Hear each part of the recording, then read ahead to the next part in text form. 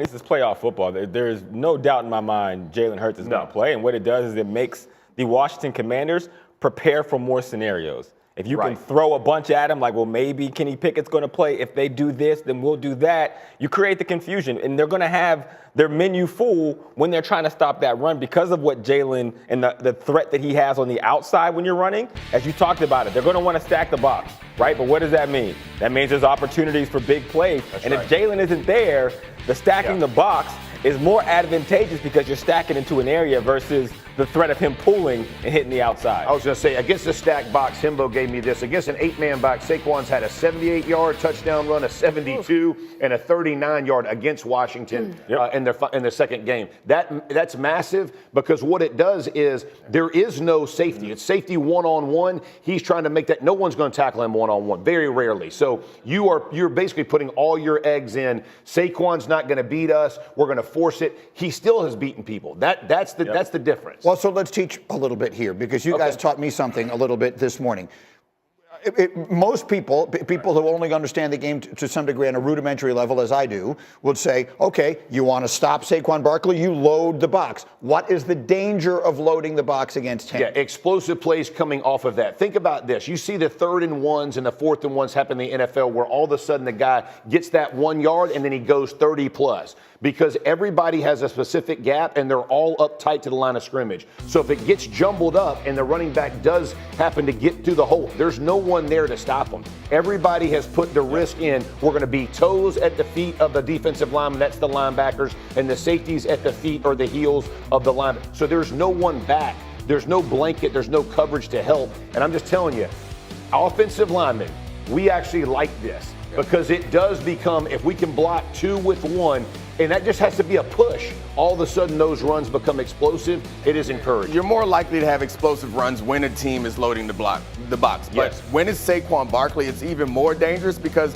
we saw last week, he'll set these blocks up. It's something that Jeff and I have talked about a lot, that there are some running backs that you hand the ball to and they run to where the play is designed. There are some running backs who you hand the ball to and it's reminiscent of Le'Veon Bell, where he'll put his head in one hole. And then you move over there and then Jeff then has leverage. Then he'll come back to find the hole that he's then created. And then if you're all loaded in the box, one person gets out of the gap, you're already on the safety. Then again, it's the safety in open field, and we've seen Saquon do it far too many times this year. Yes, and that's why I'm less worried about the Philadelphia Eagles pass game.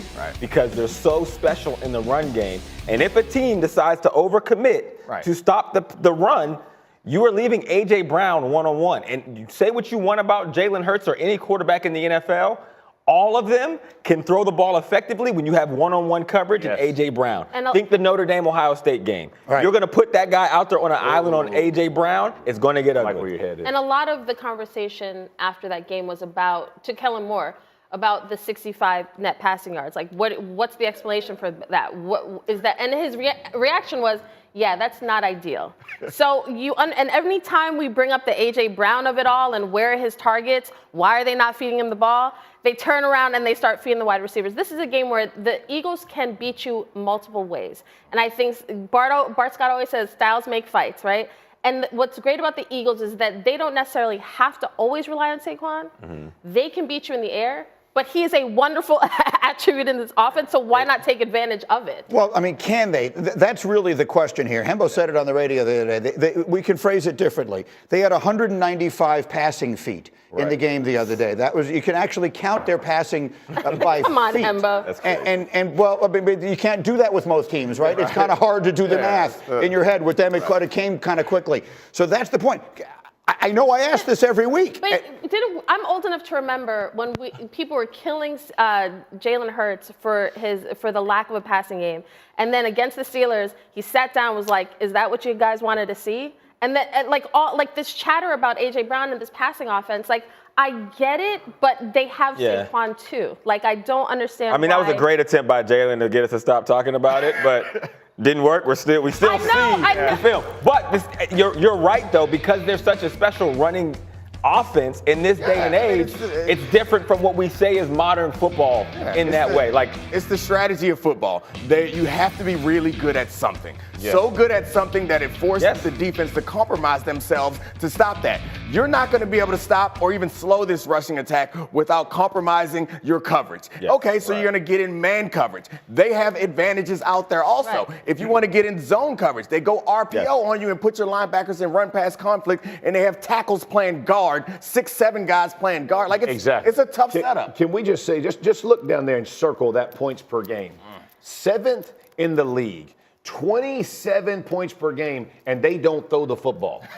That is how. That is your way of winning. You start trying to go throw the football, bad things can happen. First of all, Hurts takes a lot of sacks because he'll hold the ball even when he shouldn't. He won't throw it away. That's gotta change. Those kinds of things. So don't change the formula. The formula works for a reason. Look, don't change it. Allow it to continue. It's winning football, and that's what this is about. Now, if I'm A.J. Brown as a wide receiver on the team, it stinks. It stinks. It's not fun. We're winning, but I also want to catch passes. I also want to be able to demand bigger contracts because it's still a business.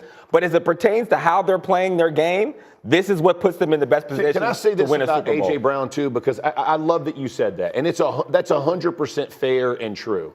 But this dude freaking blocks his butt off. Devontae Smith blocks it. Like they don't just throw their boy under the bus. They do their freaking job. I can't tell you how much respect I have for that. Because I don't care if you're going and reading a book on the freaking sideline. When you show up, bro, and it's about us winning, he is about winning. And if you don't want to pay somebody because they want to win, bro, you got the wrong guy. You got the wrong guy paying. Like that dude wants to win. And if he's called on to be a star, he would be a star. But by God, like I'm just telling you, that ain't everyone. Hawk wouldn't be that guy. Hawk would not be that guy. Hawk would make business decisions. To be fair, they already paid AJ. But it's a little different if you didn't have a contract. You can always use another contract. Ain't nobody turning those down. I love how much Jeff loves blocking. You can do whatever you want. But if you block, as soon as he gets a GM job, I'm back in the league, bro. Full participant. That's my man. I love you, AJ. In their 2 playoff wins, A.J. Brown has 3 catches for 24 yards. How many blocks he got, though, Greeny? How many blocks? What does that say? He has 72 feet worth of receptions in their 2 games. Maybe the Commanders will be good enough to stop them, but no one's been able to do it yet. That's exactly right. So, I don't know. And even the idea of stacking a box, which is kind of what Hawk is saying and what you're saying, Greeny, is we're going to commit all these resources and assets to load this box up. That still allows for explosive plays by Barkley because once he gets past the line of scrimmage, he's taking it to the house. So he's already had an explosive run against Washington with a stacked box, against the Rams with stacked boxes. He continues to show everybody what he can do. And let me explain this part to you as well. DBs, on a whole, not saying everyone, watch your mouth, don't like playing in the box. And they don't always understand where exactly to be. And so if they're not in the exact right place, Saquon Barkley does as good a job as any running back of setting up his blocks. He runs to a point, bends it back, and guys are out of position. Offensive linemen aren't very good at blocking. So sometimes a running back has to set up the block to help the punchy guys get the job done. That's all. I mean, look. We ain't paying corners to be tacklers is what we're saying, Brittany. We're paying to cover A.J. Brown. And the Jalen Hurts injury does play into that because the amount of field that the defense has to cover, it's not just the box. It's Jalen's ability to get out on the edges. And so how you stack the box still creates seams for Saquon to hit. The reality of the passing game is, no, they have not been throwing the ball all over the yard. But Saquon has 972 total feet rushing this playoff. Right? That's a lot of feet. You don't have to throw the ball when you're that successful running the football. So anyone who can multiply 148 by 3 really quickly, you'll know how many feet he is shy of breaking the single season record for most yards in a postseason. And that would include Terrell Davis is the one who holds that record. So we'll see if he can break it. Let me take you back.